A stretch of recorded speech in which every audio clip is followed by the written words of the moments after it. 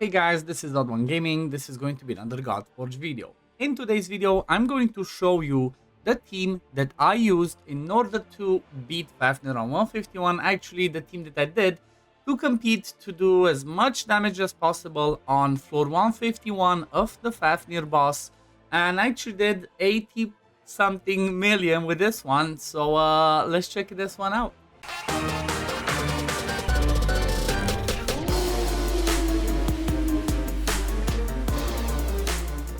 So I did not honestly have enough time to test as much as I would have wanted because, you know, lots happening IRL and whatnot, but I did manage to get myself a team together that managed to hit 82 million. Let me show you the exact screenshot. There we go. 82.24 million. And the MVP was actually Guan Yu, right? There's a reason why I picked him as my starter, and it definitely paid out. I mean, obviously, by the point I got here, I would have gotten more copies of him. I would have, you know, managed to get into Awaken 5 and build and whatever. But the thing that surprised me, as you can see, is the fact that Guan Yu did more damage than Dracula, right? More damage than Dracula. So he was my main damage dealer. Second damage dealer was Dracula. I kind of went with 2 damage dealer. Then Shamash was in there to bring us more attacks, more joint attacks, you know, all of that fun stuff that allowed Guan Yu obviously to get to these crazy numbers. And then as my supports, I actually had Brynhild and Heimdall, as you can see behind me. Now, it was a little bit quirky. It's a bit tricky. Some stuff is not working as intended. It's, you know, there was lots of headaches. Lots of headaches me trying to get to this point because some imprints, if you have them on people, don't work. If you have certain positioning, stuff works and whatnot. I'm going to try and go through everything that I did in this team. As you can see, also survived the whole 500 turns. And this was full auto, right? I did not manual it. I just clicked auto, let it go, and, you know, was looking at it from time to time to see what it was doing. And actually survived. So I guess let's have a look exactly at like I said. So first of all, I had the positionings like this. Was in the lead, I had my Shamash. Then second after him was Guan Yu. Then I had Dracula. Then I had Brynhild. And then I had Heimdall. One key thing to keep in mind from now, you see that there's no healer in this team. I used the Isolt imprints, but they are bugged in something about their imprints being on defenders or defenders being in team while you have imprints make them not work. So, or makes retaliate not work. So the retaliate that we have for Heimdall doesn't work. If you have the positioning like this, nobody's gonna retaliate, or at least most of the time from the retaliate that Heimdall does, nobody's gonna retaliate. So the way you want to do it, and that's the way that I did it, I just had all of my defenders at the end. That's why you see Shamash in the lead. I actually put him because the increases the initiative helps us to get back to our ultimates, especially for the 2 defenders to get those shields, radiance, increase defense on. It does help. Same thing with Shamash. The quicker he gets back to his ultimate, the more he heals. So he was in the lead. The next one was Guan Yu. Then had Dracula, which, you know, he's definitely one of the best, if not the best, for this for damage without needing a ton of enabling. Then, like I said, Brynhild and Heimdall, you're gonna see everybody's fully leveled up. Everybody's fully ascended and all of that, but I guess let me show you the builds, right? Like, I'm not gonna go through all the run. As you saw in this one over here, it took me 35 minutes, right? I'm not gonna keep you for 35 minutes to see this as it goes, but we're gonna jump through, like I said, the builds. And I'm gonna show you a few things that, you know, kind of like I saw that managed to work, and it's really quirky, right? Because again, it is an alpha stage, you know, something can change. There's, you know, quite a few bugs. Sometimes the retaliates work, sometimes people don't retaliate. Sometimes they attack, sometimes they don't. Sometimes the boss gets 5 turns, sometimes he doesn't. It's, you know, it was a little bit of, you know, some interactions all over the place, but some key things that you kind of want to try and avoid is maybe stealing divinity too much, stealing thermometer too much, because it can keep boosting the boss. So the boss does more ultimate. Unless you want the boss to get his ultimate so he swaps into a different form, then that way it helps, right? But I'm not going to go through all of that interaction. I'm just going to show you the team that I have and the build. So let's start with Shamash. So he is, as you see, I managed to get quite a few copies of him. He's Awakened 4. I mostly focus on him HP and speed. That's it, right? I didn't care about his damage necessarily. I didn't care about anything else. Shamash's goal in this team is to bring us this one with the joint attack. I didn't worry about Aether Burn, right? Because that would require me to have some accuracy on him. Maybe I'm going to test it out. However, because the boss gets so many turns sometimes, you might land the Aether Burn, but it might not be in there too much. But The reality is what Shamash brings it on is bringing the ally with the lowest divinity to join the attack, which means more damage. On his core ability, 3-turn cooldown, obviously doing the join attack, everybody joins the attack. And then also on the ultimate, this is pretty fun. If somebody dies, he can revive them, puts radiance up, attack up, and also heals all allies by 15% of max HP, and also puts, you know, shield if there's overhealing, but you don't really care about that. All of the stuff that you care about is his join attacks, that's why he's in the team, and a backup revive if needed. Then for gear, you're gonna see that I put Word Splitter on him, right, of Isolde, because I put the Isolde imprint. That's the reason why I try to give him as much HP as possible, because whenever a defender is attacked, heals allies by 2.5% of his max HP. So that means around what? So if he had, let's say, 70,000, 1% would be 700 times 2, 1400, so around 2000 heal, right, every time a defender is hit. And because there's 2 defender, right, there's gonna be 4000. And if the boss does several hits, is more healing. You kind of get the gist. That's how I managed to make it work. And then one key point, one key set that I noticed helps a lot is having 2 pieces of Spectre, because it reduces the damage received from area attacks by 15%. And obviously, what does the boss have? Only area effects, right? So that's why I use this set. You're gonna see 2 pieces over here, right, with most HP. Now, I'm not sure you really wanna try and get, maybe if you get to like 6 pieces, that grants you 25% chance to block the effects of area abilities could work, but it's gonna be impossible to get everybody in 6 pieces of Spectre. 4 pieces is pretty useless, because Vanish just drops off after 2 turns and you're good. You know, it doesn't matter, but having 2-piece Spectre is gonna be helpful, like I said, and that's what I have on everybody. You're gonna notice. Then if you look at Dracula, Dracula is running, he actually doesn't have the Spectre, he survives just fine.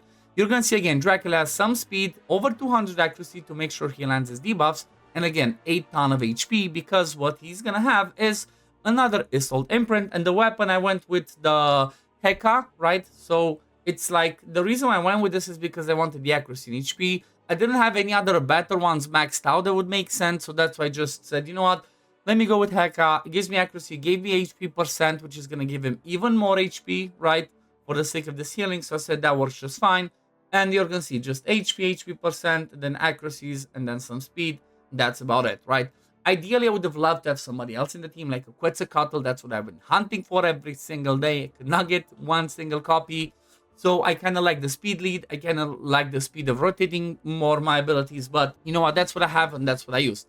Next one in the team was Heimdall. Heimdall's going to run. Again, you're going to see that I have this random one, right? I'm not even going to attempt to read this. I don't care about the accuracy effect. I care about the defense percent that I have. This is the only one that I had maxed out.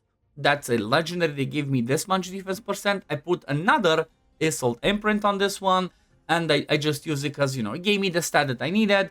Then for Heimdall, I mostly focus defense and some speed, right? He does have a lot of accuracy, but not as not my intention. Ideally, I really wanted Heimdall to be extremely fast with as high defense and HP as possible, because his shield scale off of defense, his HP is gonna mean every time, you know, this procs, every time the boss hits, he's gonna heal up as well. But the reason why I wanted him to be really fast is because I wanted him to come back to this as soon as possible, right? It's on a 4-turn cooldown. It does take a while to get back to it, right? So, you know, it lands it for 3 turns, 4-turn cooldown makes sense. So I wanted him to come back to it, so I have that retaliate up for as much as possible. Now, the cool thing about him is he also has this one, right? Allies under buff have a 30% chance to reflect any debuff received. Also heal this hero by 3% HP whenever a debuff is reflected. So this can be good to reflect some of the debuffs back onto the boss. But then at the same time, he also does this. When he attacks, he transfers a random debuff as well on the boss. So, you know, that kind of helps. And I was even debating maybe trying to swap this imprint into going with the Pandora one, right? Because the Pandora one says has a 25% chance to transfer one debuff on this hero when attacking enemies. So he might have a chance, right, to transfer a debuff onto himself by doing this. So that's, you know, it can help, right? It can help because you would transfer from your allies, if I understand this correctly. If not, just stick with Isolde and you should be just fine. Okay, next one that we had in the team was Brynhild. Like I mentioned, she's another one of the tanks that helped. You can see again some HP, some defense, some speed, and then a little bit of accuracy. Honestly, I have a feeling like Brynhild's gonna be top 5 heroes for this fight. The reason for that is she brings so many things that just makes her invaluable for this fight. If you look, first thing, she brings, you know, a pretty decent chance to land the attack down. It's doesn't show the extra effect. This one goes up to, I think it's 75%. Yep, 75% chance to land attack down, which means boss is gonna do less damage. Then if you pair that with the joint attacker in Shamash, also with the retaliate from Heimdall, you know, you should be having that attack down on most of the time. Then she also brings defense up and also intercept on all allies, right, except herself. And then on her ultimate, she dispels all of the, you know, the disables from herself, which doesn't really help because there's no disables. But she also places Radiance on all allies plus a shield. And the thing is, the Radiance, you know, maybe you guys read it wrong as well, so I'm going to tell you what I had happen with this. I thought that this only reflects 20% of damage. No, Radiance also reduces 20% of the damage you take, which means it's perfect for survivability.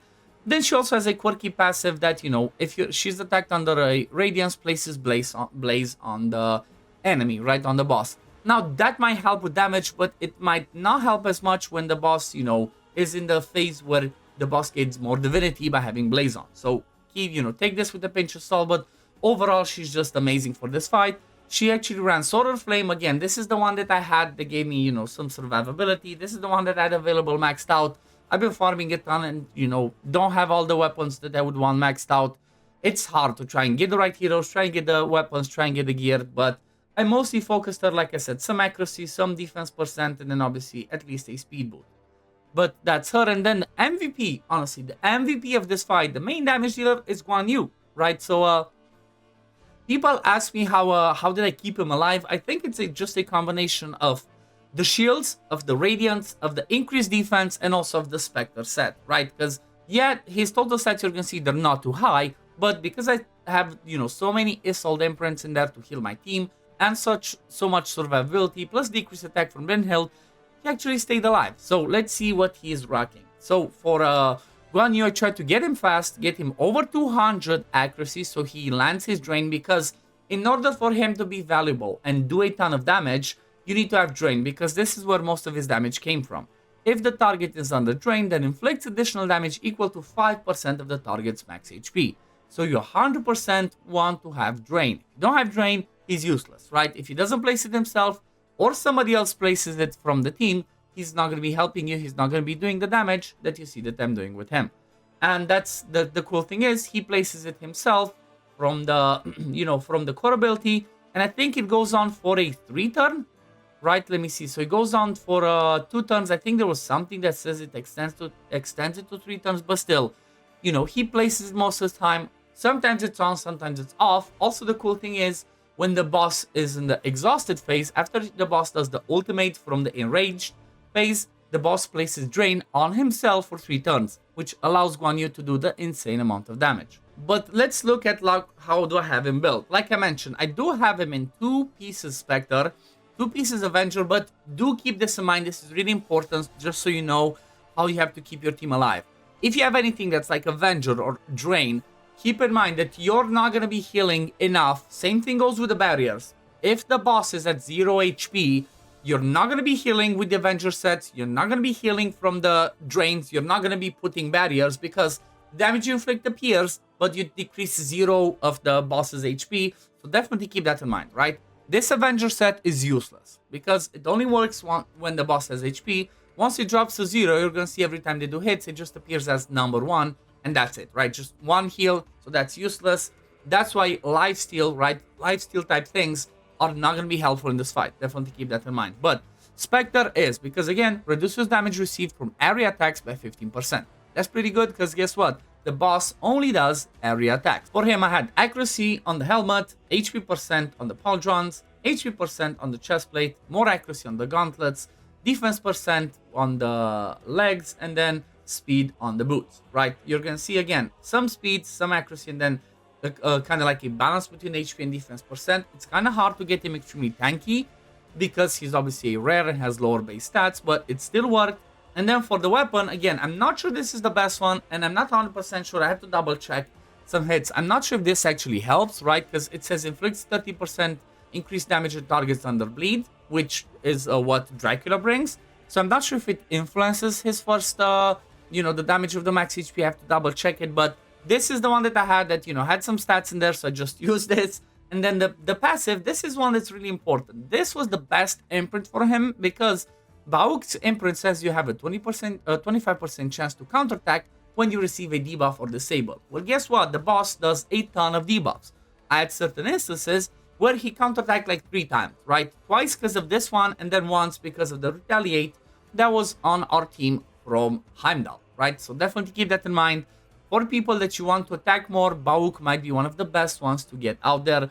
Or, you know, this is what worked for me. Now, I'm not saying that this is 100% the best, everything, you know, you should copy everything I did. No, this is what I managed to do. This is the point that I got to from the testing that I had the time to, right? So 82 million again, that's a pretty decent damage. I'm pretty happy with it. I'm gonna see, maybe I'm gonna try to keep farming. I really wanted to get a Quetzalcoatl because if I had the Quetzalcoatl, then I could lose all of those imprints in my team, right? I could use all of the Isolde imprints because, like I showed, my team has the majority, you know, 3 out of the 5 have Isolde imprint. You can see that's Isolde imprint, Isolde imprint, Isolde imprint, right? That's like 3 out of the 5 have that. So, you know, that's what I did. That's how it worked. I'm gonna keep testing maybe a little bit, see if I have the time today and tomorrow. My goal is to maybe trying to get to 100 mil. If not, I'm pretty happy with this. But hope you guys enjoyed it. Hope this gives you some ideas. Hope it makes you realize that use Guan Yu. He's a beast, right? Guan Yu is a boss killer for sure, and definitely a really good choice for this Fafnir fight. And yeah, I guess we're gonna leave it at this. Thank you for watching. As always, if you do enjoy my content, don't forget to like the video, subscribe to the channel to see when I upload next, and I'm gonna see you on the next one. Peace, love, take care, run. Bye, guys.